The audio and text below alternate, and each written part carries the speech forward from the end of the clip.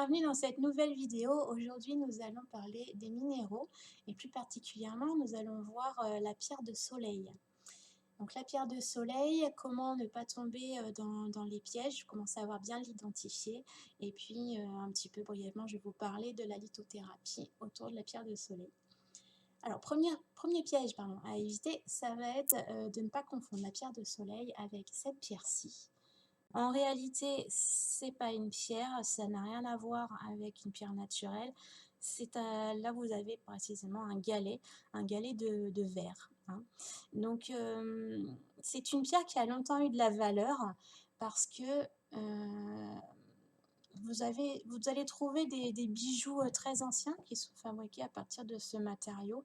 À l'origine, ça provient des artisans verriers de Venise, du côté de Murano, où ils reproduisaient la pierre de soleil par imitation, avec ce verre aux inclusions de petites paillettes très fines et très bien réparties à l'intérieur. Donc à l'origine, la recette pour fabriquer ce matériau était jalousement gardée, ce qui en faisait toute la valeur, hein. On n'a trouvé vraiment que autour de Murano. Maintenant, aujourd'hui, c'est une pierre qui est facilement reproductible, donc on en trouve partout, c'est du verre, hein, donc c'est économique à produire. Donc si vous avez un bijou ou une pierre tout simplement à collectionner de ce type, c'est tout à fait OK, mais à condition de savoir clairement ce qu'il en est. Il ne faut pas se faire avoir et penser avoir une pierre qui va avoir les propriétés de la pierre de soleil, alors que c'est clairement du verre, donc elle n'a aucun intérêt en lithothérapie. Donc c'est une pierre qu'on appelle, c'est la pierre Goldstone, si vous voulez faire des recherches pour la trouver, ça va être sur ce terme-là. On la trouve en orange et en bleu très souvent, hein, mais elle peut se présenter sous différentes autres couleurs puisque, étant donné que c'est du verre, elle est reproductible dans toutes les couleurs que l'on pourrait vouloir. Voilà, donc celle-ci, ne pas confondre avec la véritable pierre de soleil. La véritable pierre de soleil, donc ça va être une pierre orangée aussi, mais beaucoup moins vive, hein. Naturellement, on trouve rarement des couleurs aussi vives dans la nature. Je ne sais pas si le zoom va bien vouloir venir aussi pour vous montrer un petit peu, voilà, les paillettes. Donc c'est une pierre orangée, plutôt irrégulière, hein. Il y a beaucoup d'inclusions à l'intérieur, des inclusions blanches, oranges, transparentes, et puis toujours cet effet pailleté à l'intérieur. Voilà, donc ça va être en cabochon comme ça. Après, selon la qualité des pierres, vous allez trouver ici beaucoup d'inclusions blanches, elle va être beaucoup moins pure. Donc voilà, donc selon la qualité que l'on peut trouver.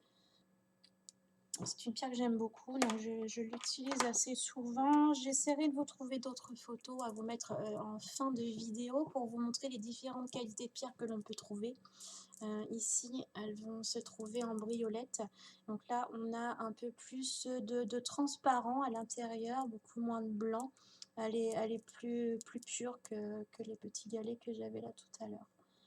Est-ce que le zoom veut bien se mettre en clair pour vous montrer tout ça? Je vais bientôt changer de caméra, j'espère que ce sera mieux que celle-ci. Mon vieux petit coco qui marche encore, hein, mais que je me batte un petit peu avec elle pour qu'elle fonctionne. Voilà.